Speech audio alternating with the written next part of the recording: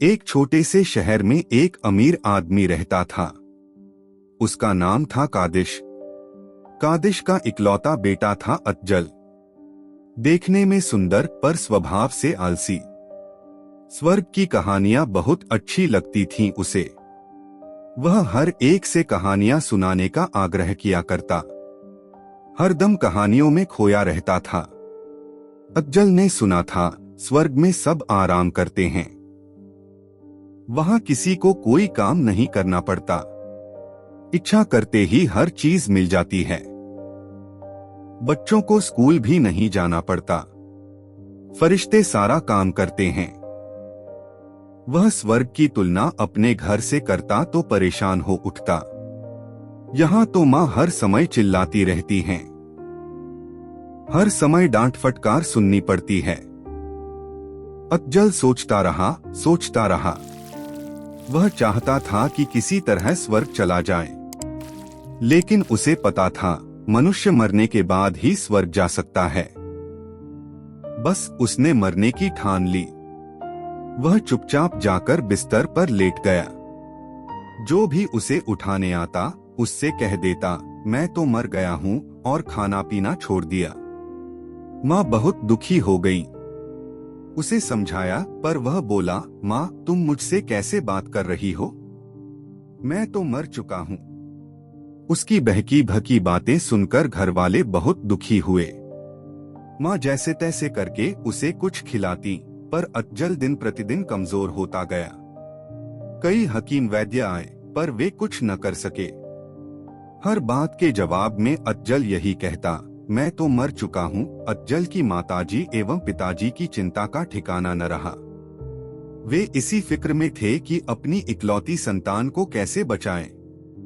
बच्चे ने बेवकूफी भरी हठ ठान ली थी और मौत के दरवाजे पर जा पहुंचा था। आखिर अज्जल के पिता कादिश डॉक्टर योत्स के पास गए। उनका नाम बहुत मशहूर था। डॉक्टर योत्स ने सारी बात सुनने के बाद कहा, मैं उसका इलाज कर सकता हूँ, पर एक शर्त है। मैं जैसे कहूँगा वैसा ही करना पड़ेगा, मरता क्या न करता। कादिश ने डॉक्टर योत्स की शर्त मान ली। बात बेटे का जीवन बचाने की जो थी। डॉक्टर योत्स कादिश के साथ आ गए। उन्होंने एक मकान के कमरे को सुंदर ढंग से सजाया। पलंग पर फूल बिखेर दिए। कई नौकर परियों के पंख लगाकर देवदूत बन गए। कमरे में दीवारों पर लिख दिया गया, स्वर्गलोक। इसके बाद डॉक्टर योत्स कादिश के साथ अज्जल के कमरे में गए।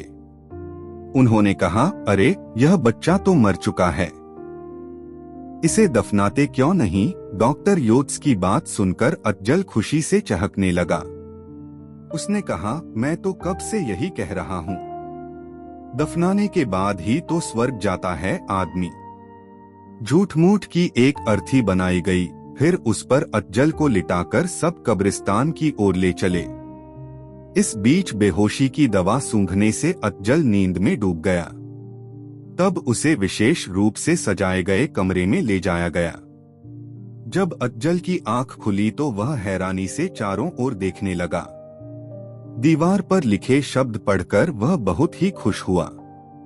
समझ गया कि मरने के बाद वह सचमुच स्वर्ग में आ गया है। वहां न उसके माँ बाप थे, न ही दोस्त।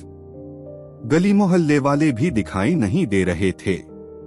थोड़ी देर बाद देवदूत की पोशाक में परी जैसे पंख लगाए एक नौकर वहां आया। उसने कहा, अज्जल स्वर्ग में तुम्हारा स्वागत है। मैं देवदूत हूँ। अब तो अज्जल को पक्का विश्वास हो गया। उसने कहा, मुझे भूख लगी है। पलक झपकते ही नौकर बढ़िया बढ़िया व्यंजनों से भरा थाल ले आया। ढेर सारी मिठाइयाँ थीं। अज्जल ने छक्कर खाया और फिर सो गया।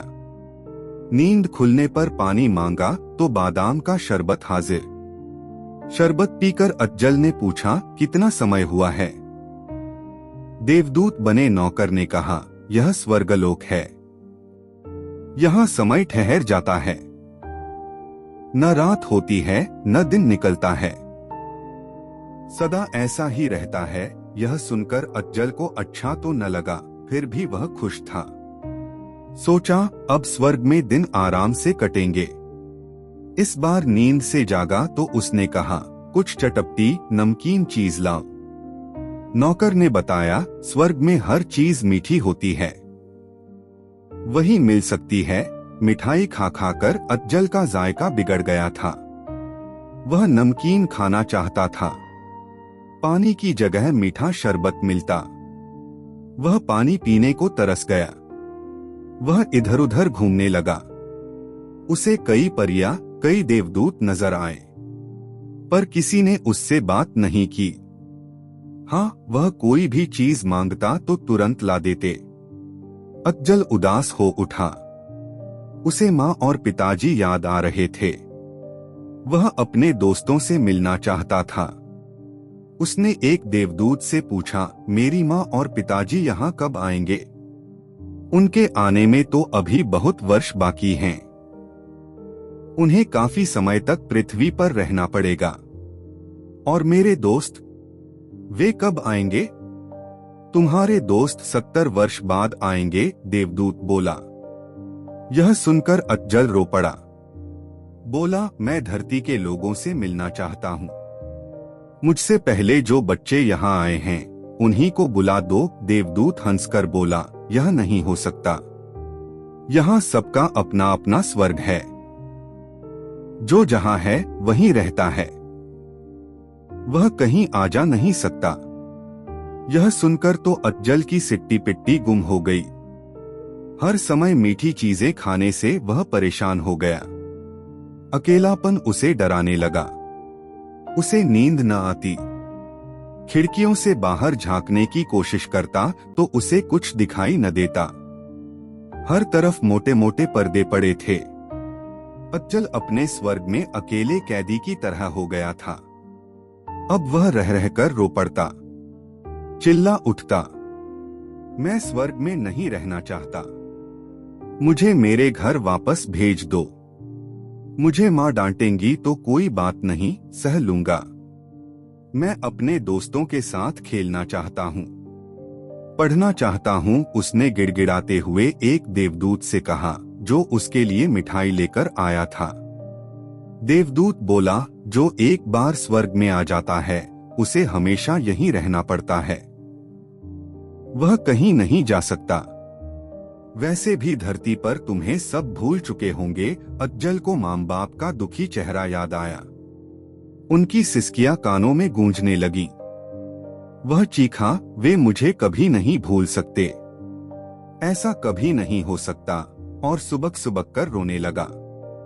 एक दिन वह रो रहा था, तभी देवदूत भागता हुआ आया। बोला, अज्जल, भगवान ने तुम्हारी प्रार्थना सुन ली। कुछ गड़बड़ हो गई थी। हमें तो अज्जल नामक दूसरे लड़के को स्वर्ग लाना था, पर गलती से हम तुम्हें ले आए। तुम्हें जल्दी ही धरती पर वापस भेज देंगे। अज्जल खुश हो गया। बाद में बेहोशी की दवा मिली। मिठाई खाने से वह बेहोश कर दिया गया। फिर उसे लाकर उसके कमरे में लिटा दिया गया। माँ के झिंझोड़ने से अज्जल की आंखें खुली। वह चौंक कर देखने लगा। सचमुच वह स्वर्ग में नहीं, अपने ही कमरे में था। सब तरफ आवाजें गूंज रही थीं। अज्जल उठा और माँ से लिपट गया। उसने कहा, माँ, स्वर्ग अच्छी जगह नहीं है। मैं पढ़ूंगा, मेहनत करूंगा और यहीं रहूंगा।